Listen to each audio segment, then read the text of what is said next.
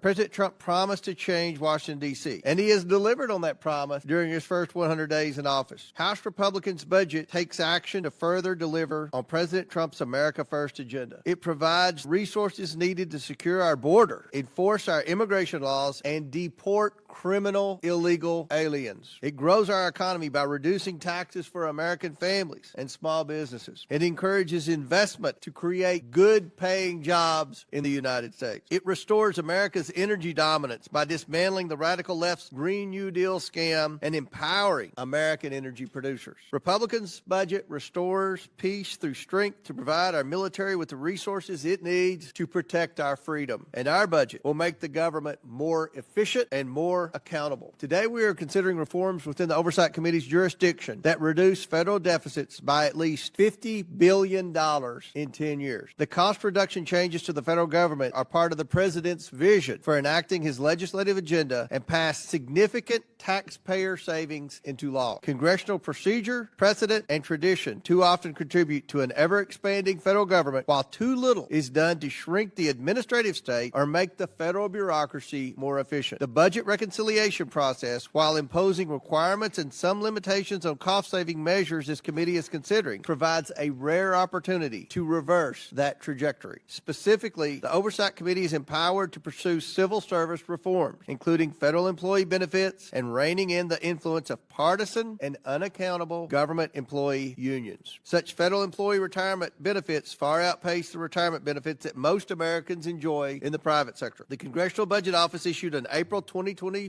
report indicating that, and I quote, benefits for federal workers cost 43% more per hour worked on average than benefits for private sector workers, $43 an hour more. Furthermore, the CBO notes that, quote, benefits also constituted a larger share of total compensation for federal workers, 40%, than for workers in the private sector, which was 30%. World-class employment benefits provided to federal employees are well known, which can include 11 paid holidays, various incentives and awards, health, life, and long-term care insurance, flexible spending accounts, student loan repayment and forgiveness plans, generous leave and workplace flexibilities, and child care, professional development, and commuter subsidies. The simple truth is that a significant amount of the costs associated with all of these benefits are funded by hard-working taxpayers in the private sector and increasingly now federal government borrowing. The legislation before us today advances important budgetary reforms that will save taxpayers money. These reforms will reduce the deficit by $50.9